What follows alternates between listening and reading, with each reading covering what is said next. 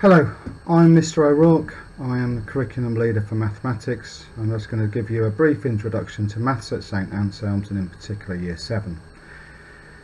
In Maths throughout St Anselm's we really want all students to be independent learners, to use their maths related to the real world and obviously prepare for their exams. In particular with Year 7 we start with problem solving and get students to be able to adapt their knowledge that they have learnt and understood during Key Stage 2 at primary school and start to think about problem solving and applying their maths and spotting connections with a whole range of mathematics, connections to other subject areas, connections to the real world, and so on. Once they've done some problem solving, we then start with normal arithmetic, in other words applying integers, decimals, fractions, negative numbers and such like. The main intention and the main ambition and aim we have in mathematics is to make sure that your students become lifelong learners and make sure they consider the importance of them being independent. We provide resources, we provide online work, we provide extra help and support if they fall behind. Some people call it closing the gap or intervention. I just call it extra help. We really want students to be independent of what we are doing. So we provide them with resources so they try and become independent. And that at first is quite challenging, but nonetheless, that is the main ambition. And as they progress and become more reliant on resources and the things that they're doing rather than on what we do with them, they do become more independent.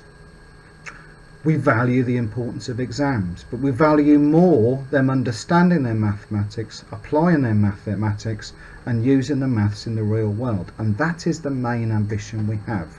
We prepare them for exams, we prepare them for their GCSEs and beyond, and we provide the additional help and support when they do fall behind.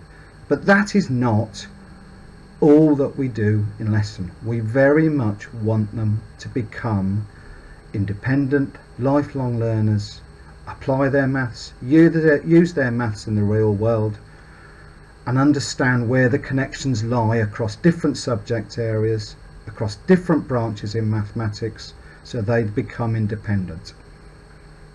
I'm going to pass you over to one of my department who's going to talk through a little mathematical task with you. If you want to submit your answers, do so. If you can't and you don't want to, it doesn't matter. Just give it a go. Thank you. Hi, I'm Mrs. Manning-Wade. Hello, I'm Mrs. Kite. We're two of the maths teachers here at St Anselm's, and we've got a little problem that we're going to share with you with some use of some manipulatives to help us try and work out the answer. Okay, so what is the problem, Mrs. So Manning-Wade? the problem is that a little monkey had 60 peaches. Okay, so I'm going to get 60 cubes, which will be representing my peaches. So these are in 10, so 10, 20, 30, 40, 50, 60. Okay, now on the first day, he decided to keep 3/4 of his peaches. Okay, so I want to know what is a quarter of 60. So 60 divided by 4 is 15. So I'm going to split these into groups of 15. So that's they're all my. So we've got lots of groups of 15. That's it. He kept 3/4, he gave the rest away. So this is what he gives away. He gives one away quarter. and he keeps all of the others that he had. And he then eats one. Oh, okay. Thank you very much. That one's gone. Okay. On the second day, he decided to keep 7/11 of his peaches. So we need to know how many peaches he has left. So I've got 10, 20, 30, 30, 40, 40, and 4. So that's 44.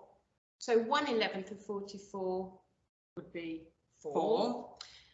And so I want to keep 7 lots of those. So that's 7 lots of 4. So I'm going to split these up. So I've got 1, 2, 3, 4.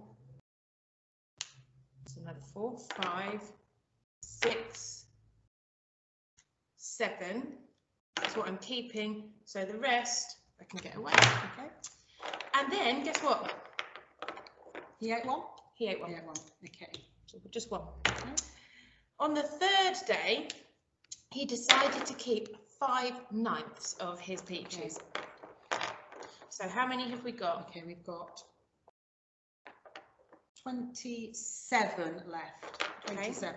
So we need to split 27 into 9 equal parts. 27 divided by 9 is 3.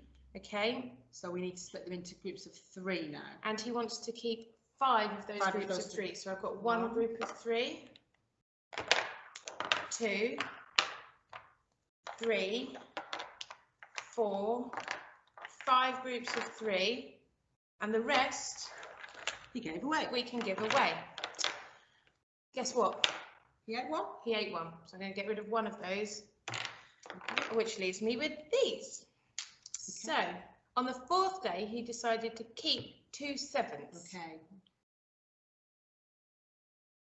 2, 3, 4, 5, 6, 7, 8, 9, 10, 11, 12, 13, 14. So 1/7 will be 2.